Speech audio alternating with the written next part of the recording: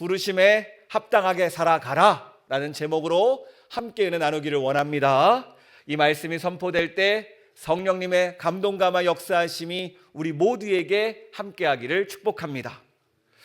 여러분, 우리가 신앙생활 하다 보면요, 이런 생각이 들 때가 있어요. 말씀은 정말 좋은데 이상하게 신앙생활이 버거운 거예요. 분명히 내가 은혜는 받았는데 내 삶에서 변화가 일어나지 않는 것 같을 때가 있습니다.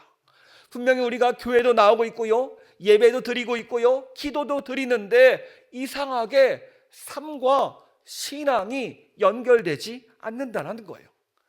그럴 때 때로는 우리 스스로에게 이렇게 말합니다. 그래, 믿음이 제일 중요하지 행위보다는 은혜잖아. 물론 이 말 맞는 말이지요. 우리가 분명히 은혜도 받고 있고 말씀 가운데 함께 하지만 정작 중요한 신앙과 삶이 떨어진 것, 그 괴리감이 느껴질 때, 그리고 이것이 오래될 때 우리에게 문제가 생깁니다. 여러분, 신앙과 삶의 모습 어떻습니까? 동일한 모습입니까? 아니면 교회에서는 되게 웃는 인자한 모습이지만 막상 삶의 자리에서는 환한 표정으로 살아가고 있습니까? 이런 우리에게 오늘 사도 바울은 외칩니다. 너희는 은혜 받은 사람이야. 너희는 예수님의 십자가 사랑으로 살아가는 사람이야. 그러니까 그 은혜에 합당한 사람, 그 부르심에 합당하게 살아가라. 여러분, 이 말씀 이해되십니까?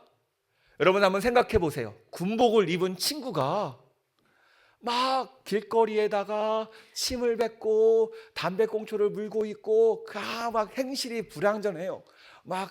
그런 모습을 보면 우리가 뭐라고 합니까? 손가락질하죠. 군인이 돼가지고 저러면 안 된다고. 군복을 입은 사람은요, 어떻게 합니까? 바른 행동과 바른 행실이 우리가 생각하는 기준입니다. 마찬가지예요. 우리가 예수님을 믿는다고 하면 혹시 주변에서 놀라지 않습니까?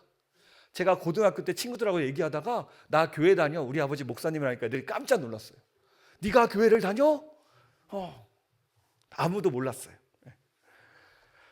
그래요. 이런 모습은 올바른 모습이 아니죠.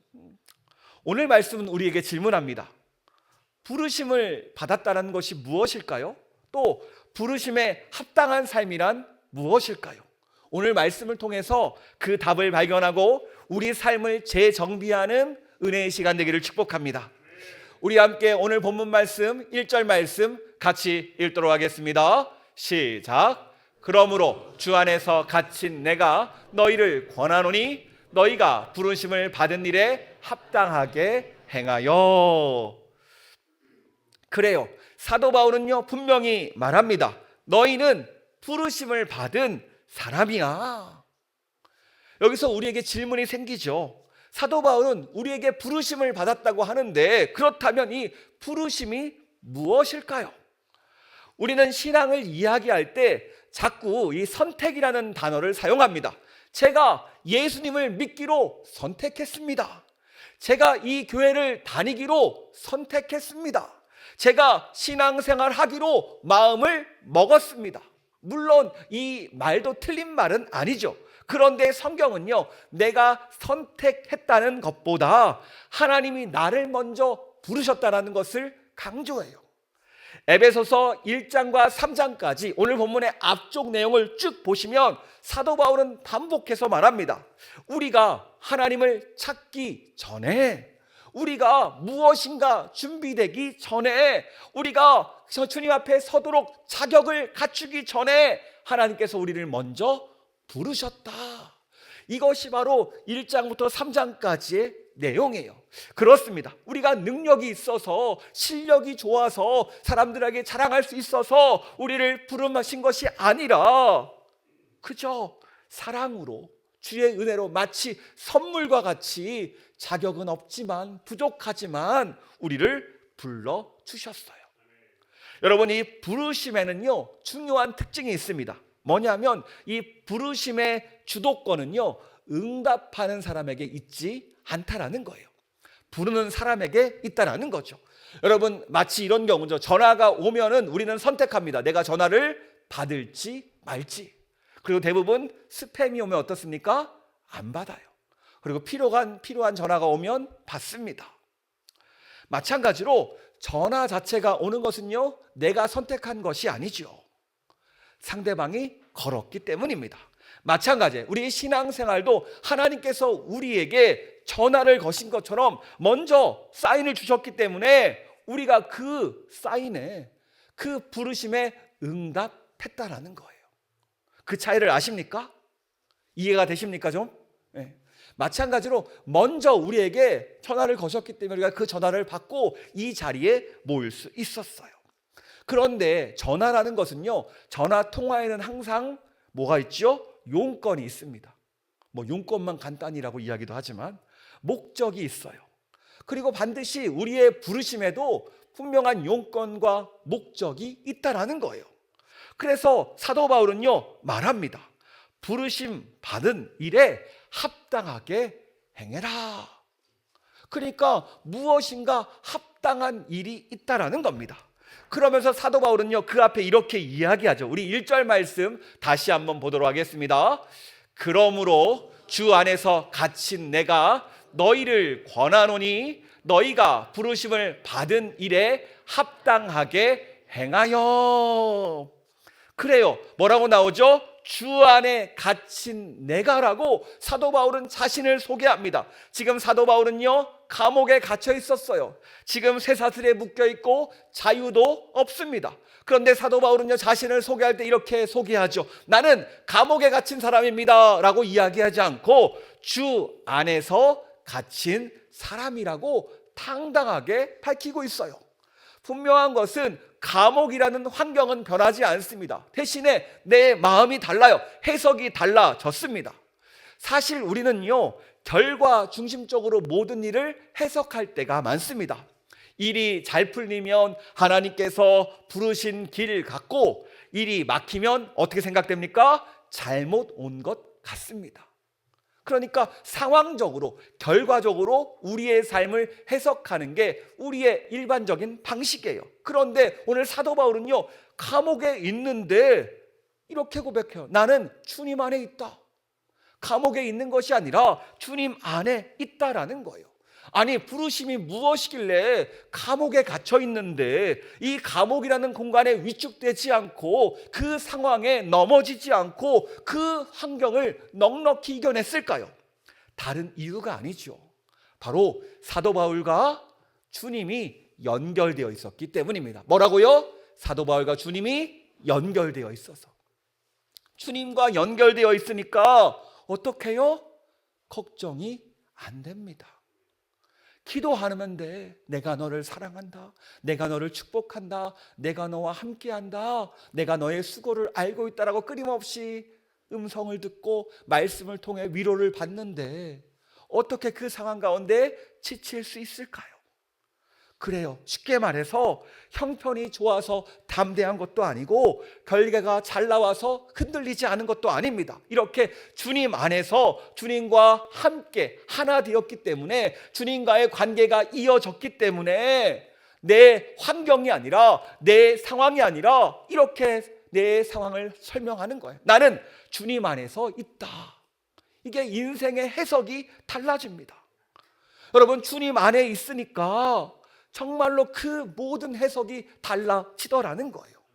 여러분, 복음이 무엇입니까? 이 복음은요, 예수님의 십자가 구원은 우리에게 너 더 잘 살아라 라고 이야기하지 않습니다. 뭐라고 이야기합니까? 다시 하나님께 돌아와라. 이 메시지죠. 이게 바로 부르심입니다. 그러니까 하나님께 나아갈 수 있는 이유가 무엇이에요? 우리가 잘해서가 아니라, 능력이 많아서가 아니라, 칭찬받아서가 아니라 오직 예수님의 십자가 그 은혜로 하나님과의 관계를 회복시켜 주셨습니다. 그러니까 이 부르심은요 가장 중요한 게 뭐냐면 하나님과의 관계 회복이에요. 그리고 이 관계를 계속해서 유지하는 게 중요합니다. 우리는 때로는 한 번의 결단, 한 번의 믿음의 응답으로 끝날 때가 많아요. 내가 예수님을 믿습니다. 그리고 끝. 어때요?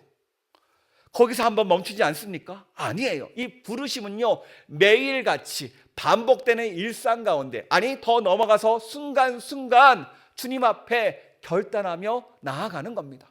주님, 내가 이 상황에 넘어지지 않겠습니다. 나와 함께 하신 주님을 바라보겠습니다. 또 주님과 함께 교제하면서 주님이 나를 사랑하시고 함께 하시니까 너무 좋네요 라고 이렇게 끊임없이 하루하루 순간순간 넘어가는 거예요. 여러분, 신앙이 좋은 사람은요, 분명히 신앙이 좋은 사람에게도 업다운이 있어요. 그런데 이 다운이 길지 않습니다. 힘들고 어리고 지칠 때마다 바로 올라올 수 있는 게 신앙이 좋은 사람이에요.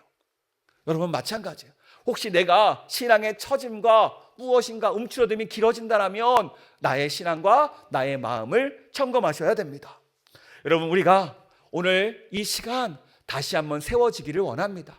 특별히 사도 바울과 같이 나보다 능력이 많으시고 이 세상을 창조하시고 내 상황을 다스리시는 주님이 나와 함께 하시는데, 여러분, 걱정할 수 있겠습니까? 걱정이 앞섭니까? 아니면 주님이 더 믿어지시겠습니까? 이 상황 가운데 주님을 더 믿고 인생의 해석이 달라지는 우리가 되기를 축복합니다. 그런데 여러분, 환경 가운데 계속해서 넘어지는 사람들의 특징이 있어요.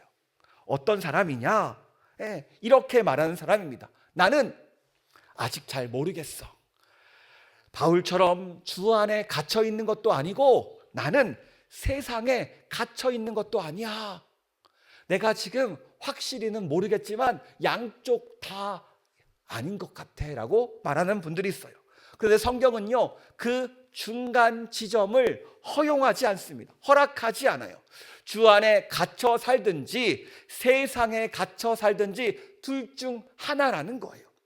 사실 우리는요, 우리 자본주의 사회를 살고 있죠. 세상의 성공, 돈, 인정, 안정, 이 사랑이라는 가치를 위해서 오늘도 아이들은 공부하고요, 직장인들은 일을 합니다.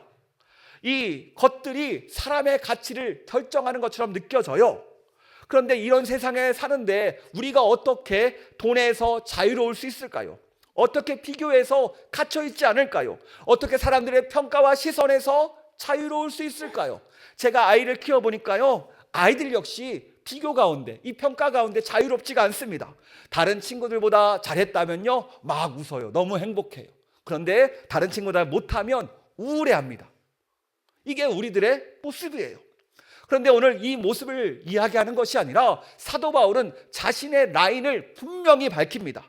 나는 세상이 아니라 주님 안에 갇힌 사람이야. 이 말은요, 세상의 시선보다 하나님의 시선이 더 중요하다.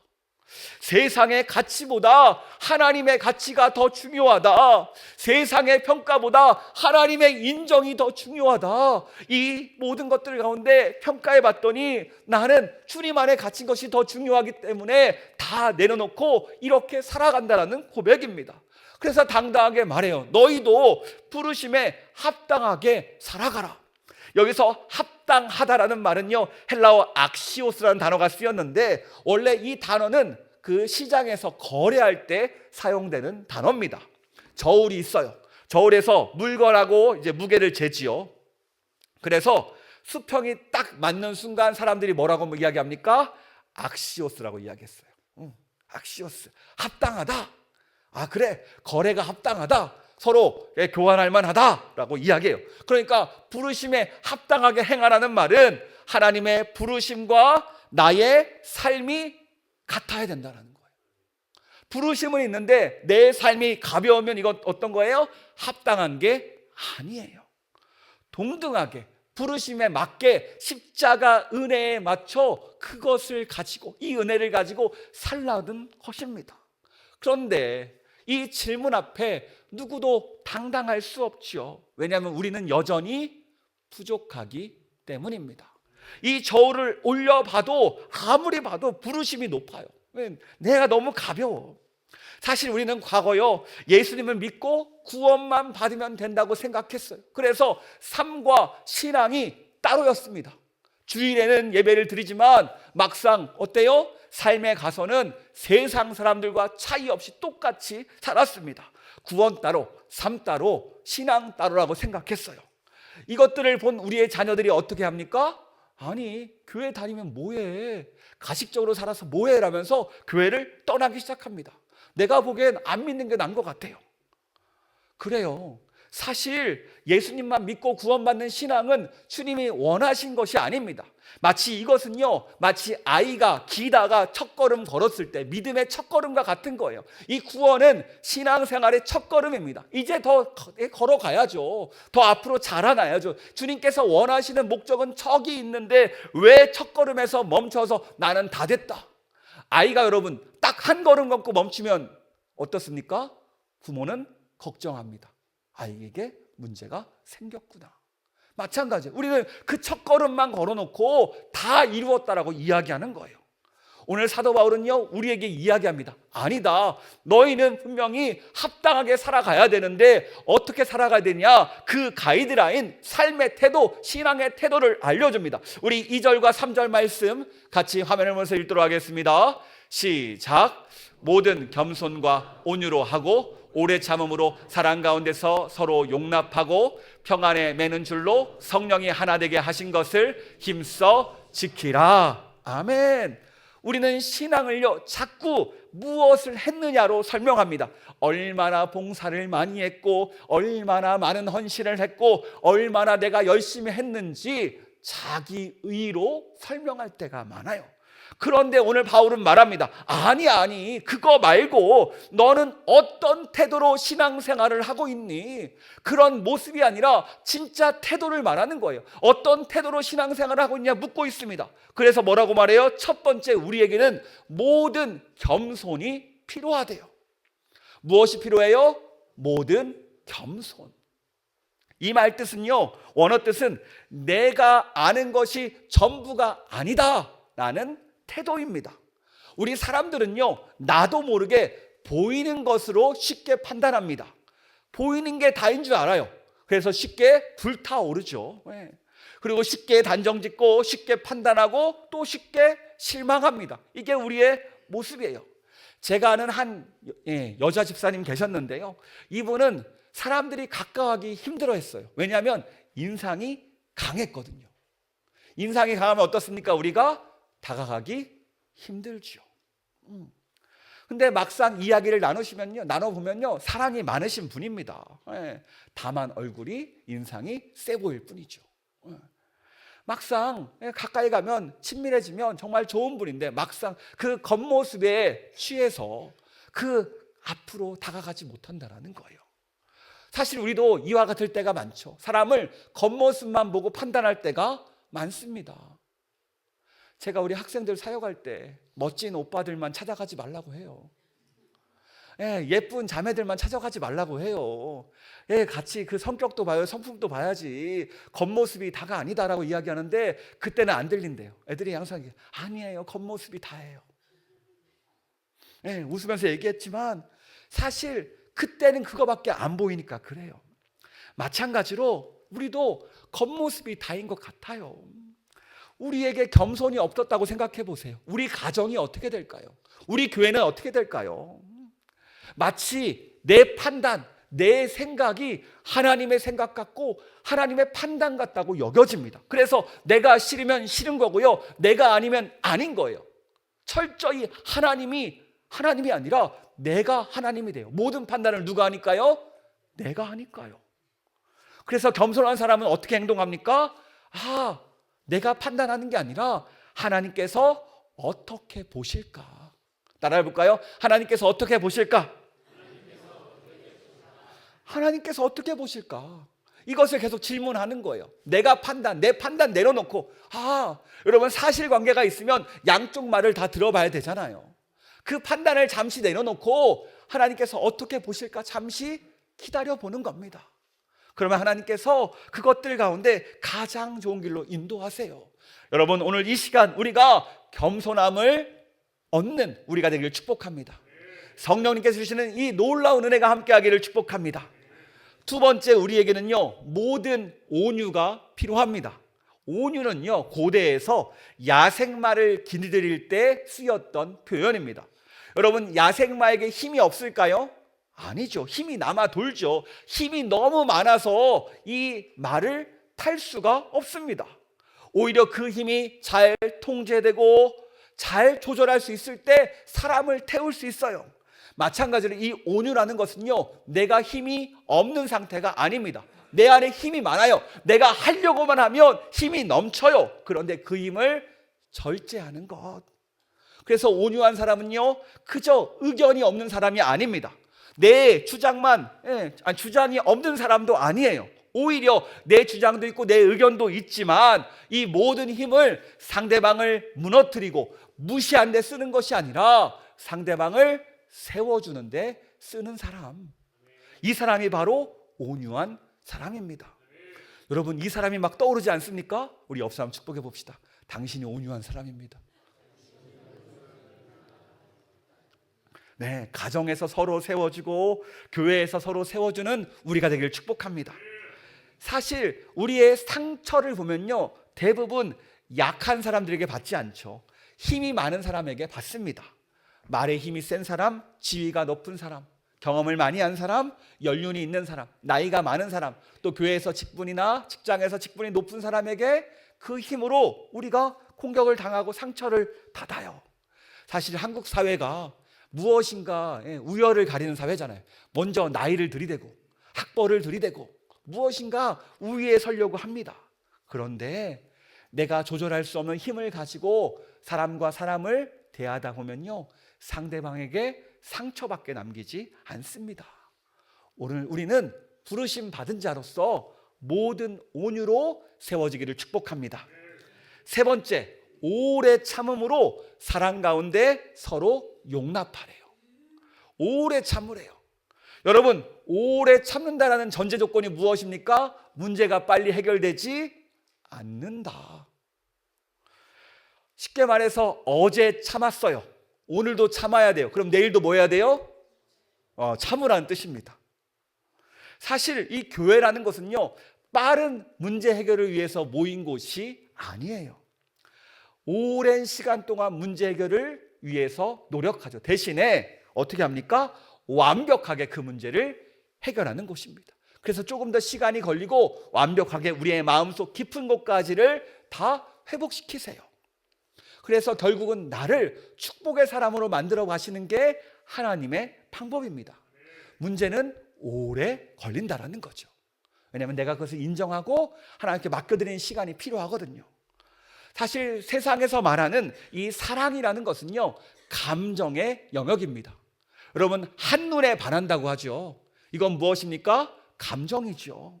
사랑스러워야지 사랑합니다. 어떤 행동, 어떤 말투, 이 모든 감정을 가지고 사랑한다고 말해요. 그런데 성경에서 말하는 사랑은 이 다른 영역이에요. 책임의 영역이에요. 뭐라고요? 책임의 영역. 사랑하기로 선택했기 때문에 내가 사랑하는 거예요. 책임지는 거예요. 이게 바로 성경이 말하는 사랑입니다. 하나님께서 우리를 사랑하기로 약속하셨기 때문에 책임지시고 사랑하세요. 마찬가지로 우리도 그 사랑으로 사랑을 선택하는 거예요. 여러분, 혹시 엘리베이터 다 타고 올라오셨죠?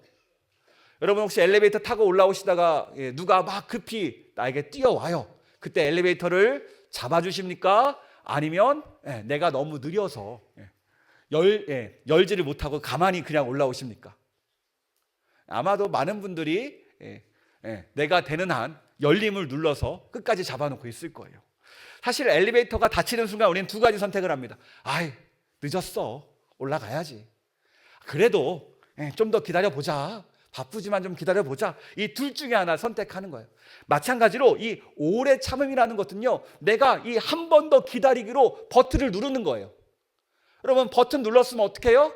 다음은 그냥 기다리는 수밖에 없어요. 마찬가지로 오래 참으라는 것은요, 그래, 내가 참는 선택을 하고 한 번 더 참는다. 이게 어제도 한번 참고 오늘도 한번 참고 내일도 한번 참는 거예요. 이게 바로 쉽게 말해서 오래 참음입니다. 감정이 아니라 뭐라고요? 선택. 한 번 더 기다리기로, 한 번 더 참는 것으로 선택하라는 거예요. 그럴 때 우리는 한 번 더 오래 참을 수 있습니다. 우리 옆 사람 축복해 봅시다. 내가 더 오래 참을게. 한 번 더 참아줄게. 이 얘기예요. 그래, 봐봐, 그렇게 하면 안 돼. 내가 딱 딱 한 번 참을 수 있는 거야. 내일 다시 또 그래 내가 또 내일 한 번 꼭 참을 수 있는 거야. 이렇게 하면서 계속 오래 참는 거예요. 왜 이렇게 우리에게 신앙생활 하라고 할까요? 바로 그 이유가 3절에 나옵니다. 우리 3절 말씀 밑에 빨간색 글씨만 같이 읽도록 하겠습니다. 평안에 매는 줄로 성령이 하나 되게 하신 것을 힘써 지키라.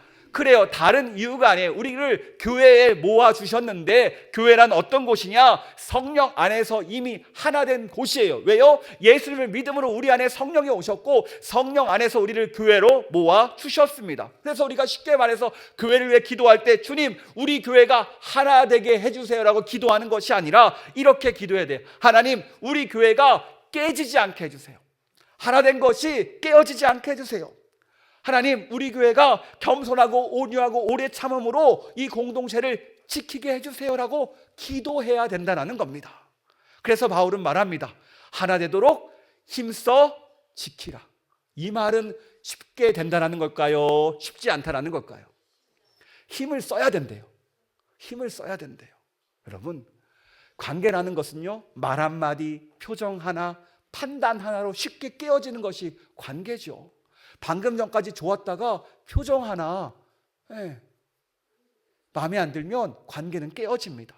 그래서 우리는 하나가 되기 위해서 서로가 서로에게 겸손이 필요하고 판단하지 않고 온유가 필요하고 참아주고 오래 참음이 이 사랑이 필요하다라는 거예요. 이게 바로 주님 안에서 사는 사람, 바로 부르심에 합당한 삶의 태도입니다.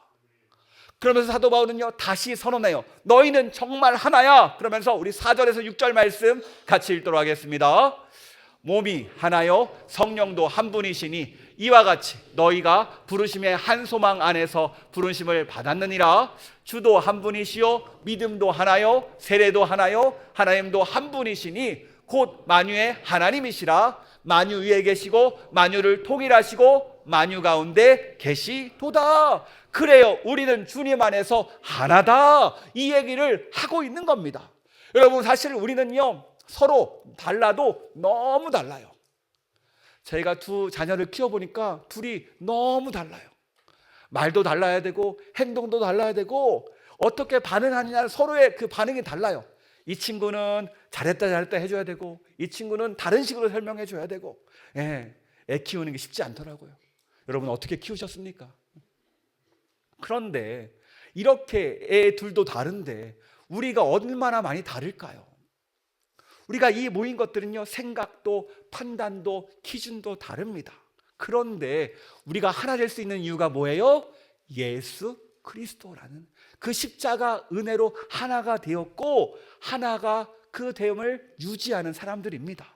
그런데 이 하나됨의 문제가 왜 발생합니까? 다른 문제가 아니에요. 대부분 옳고 그름의 문제 때문에 서로 다투는 것이 아니라 다른 문제가 아니라 바로 방향을 잃어버려서 생기는 문제가 대부분입니다. 여러분 우리가 가야 되는 방향을 아십니까? 우리 4절 하반절 함께 볼까요? 우리 같이 읽도록 하겠습니다.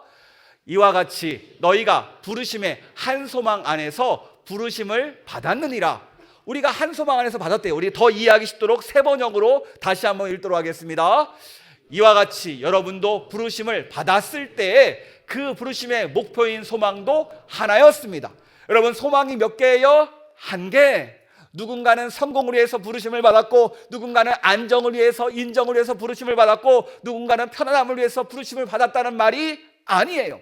따로 부르심을 받은 것이 아니라 똑같은 소망, 똑같은 방향, 똑같은 목적이 있다라는 거예요. 그렇다면 그것이 무엇일까요? 한 소망. 그 다음 13절에 나옵니다. 우리 13절 말씀 같이 읽도록 하겠습니다. 우리가 다 하나님의 아들을 믿는 것과 아는 일에 하나가 되어 온전한 사람을 이루어 그리스도의 장성한 분량이 충만한 데까지 이르리니. 그래요. 쉽게 말해서 믿는 것과 아는 것이 하나 되어서 그리스도의 장성한 분량이 되어라. 더 쉽게 이야기하면 예수님 믿고 구원받는 것으로 끝나는 것이 아니라 우리 모두를 예수님처럼 만들겠다라는 하나님의 계획이 담겨 있다는 거예요. 우리 옆 사람 축복해 봅시다. 당신은 예수님처럼 될 거예요. 오늘 보면 안 돼요. 미래에 걱정하지 마세요. 주님께서 미래에 만들어 가십니다. 하나님의 계획이 이거예요. 너희를 예수님처럼 만들겠다. 이 목적을 가지고 인도합니다. 여러분 등산해 보셨죠? 우리가 교회에서 등산을 가면요, 사람마다 체력이 다르고 속도가 다릅니다. 막 등산을 빨리 가야 되는 분들은요, 먼저 치고 올라가요. 그래서 바로 정상을 향하죠. 또 어떤 분들은 천천히 느릿느릿 가고, 어떤 분들은 다른 사람들 챙겨가면서 천천히 정상까지 올라가요. 그런데 항상 산을 오르다 보면 다 같이 만나는 장소가 어디예요? 정상이라는 거예요. 목표가 확실합니다. 속도의 차이만 있지 도착하는 곳은 같아요. 그런데 왜 우리 교회가 하나 되지 못할까요? 왜 서로 깨어지고 갈라질까요? 다른 이유가 아니에요. 속도가 달라서가 아니라 바로 그 꼭대기 정상이 어디인지를 잃어버리고 서로가 헤매고 있기 때문입니다. 목표를 잃어버렸어요. 주님의 목표가 어디라고 했습니까? 예수님처럼 만들어가는 것, 그리스도의 장성한 분량으로 세워가는 것. 여러분 처음 예수님을 만났을 때 그 감격을 기억하십니까? 그 은혜를 기억하세요? 그때 어떤 마음을 주셨고 내가 어떤 마음으로 살기로 결단했습니까? 그리고 주님께서 그때 무엇을 우리에게 원하셨습니까? 다시 기억하기를 원합니다. 똑같아요. 우리를 구원하시고 우리를 그리스도의 장성한 분량으로 이끌어 가기를 원하십니다. 제가 들었는데요, 한국 그리스도인들의 특징이 있대요. 어떤 특징이냐면 하나님을 진짜 사랑하는데 성경은 안 읽는데요. 또 하나님은 진짜 많이 사랑하는데 기도도 안 한대요. 또 하나님을 진짜 많이 사랑하는데 하나님을 알려고 하지는 않는데요. 하나님을 진짜 많이 사랑하는데 문제가 생겨야 찾는데요. 어때요? 이게 사랑하는 모습입니까? 무엇인가 잘못됐다고 생각되지 않습니까? 어색하지 않습니까? 다 알잖아요, 잘못되었다라는 것들. 여러분, 이 자리가 잘못된 것을 수정하는 자리가 되기를 축복합니다. 그래서 주님의 부르심에 응답하기를 축복합니다. 오늘 말씀을 정리합니다. 여러분, 하나됨은 우리의 선택이 아니라 하나님께서 이루신 하나됨을 유지하는 것이 우리가 지켜야 될 사명인 줄 믿습니다. 그래요, 주님이 우리를 부르셨잖아요. 은혜로 부르셨잖아요.